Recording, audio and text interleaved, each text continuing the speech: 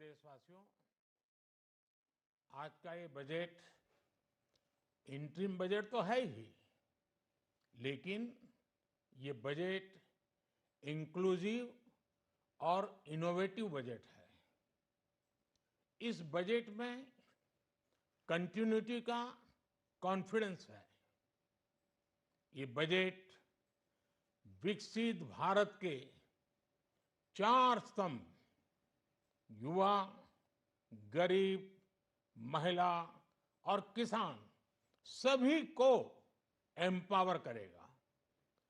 निर्मला जी का ये बजट देश के भविष्य के निर्माण का बजट है। इस बजट में 2047 के विकसित भारत की नींव को मजबूत करने की गारंटी है। मैं निर्मला जी और उनकी टीम को बहुत बहुत बधाई देता हूं। साथियों, इस बजट में युवा भारत की युवा आकांक्षाओं का, भारत की यंग एस्पिरेशंस का प्रतिबिंब है। बजट में दो महत्वपूर्ण निर्णय लिए गए हैं। रिसर्च और इनोवेशन पर 1,00,000 करोड़ रुपए का फंड बनाने की घोषणा की गई है। बजट में स्टार्टअप्स को मिलने वाली टैक्स छूट के विस्तार का भी ऐलान किया गया है। साथियों, इस बजट में फिस्कल डेफिसिट को नियंत्रण में रखते हुए कैपिटल एक्सपेंडिचर को 11,11,111 करोड़ रुपए की ऐतिहासिक ऊंचाई दी गई है। अर्थशास्त्रियों की भाषा में कहें तो एक प्रकार से स्वीट स्पॉट है। इससे भारत में 21वीं सदी के आधुनिक इंफ्रास्ट्रक्चर के निर्माण के साथ ही युवाओं के लिए अनगिनत रोजगार के नए अवसर तैयार होंगे।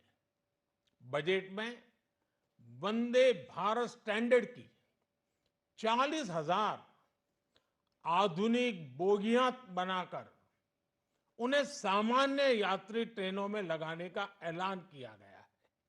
इससे देश के अलग अलग रेल रूट पर करोड़ों यात्रियों में आरामदायक यात्रा का अनुभव बढ़ेगा।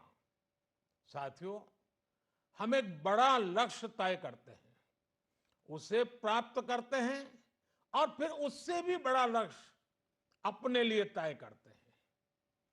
गरीबों के लिए हमने गांवों और शहरों में 4 करोड़ से अधिक घर बनाए। अब हमने 2 करोड़ और नए घर बनाने का लक्ष्य रखा है। हमने 2 करोड़ महिलाओं को लखपति दीदी बनाने का लक्ष्य रखा था। अब इस लक्ष्य को बढ़ाकर 3 करोड़ लखपति दीदी बनाने का कर दिया गया है। आयुष्मान भारत योजना ने गरीबों की बहुत मदद की है।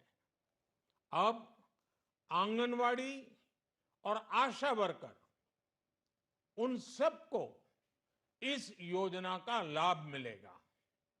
साथियों, इस बजट में गरीब और मध्यम वर्ग को एम्पावर करने, उनके लिए आय के नए अवसर बनाने पर भी बहुत जोर दिया गया है। रूफटॉप सोलर अभियान में 1 करोड़ परिवारों को सोलर रूफटॉप के माध्यम से मुफ्त बिजली प्राप्त होगी। इतना ही नहीं, सरकार को अतिरिक्त बिजली बेचकर लोगों को 15 से 20 हजार प्रति वर्ष की आय भी होगी और ये हर परिवार को होगी। साथियों, आज जिस इनकम टैक्स रेमिशन स्कीम की घोषणा की गई है, उससे मध्यम वर्ग के करीब 1 करोड़ लोगों को बड़ी राहत मिलेगी। पिछली सरकारों ने सामान्य मानवी के सिर पर दशकों से ये बहुत बड़ी तलवार लटका कर रखी थी। आज इस बजट में किसानों के लिए भी बहुत महत्वपूर्ण और बड़े निर्णय लिए गए हैं।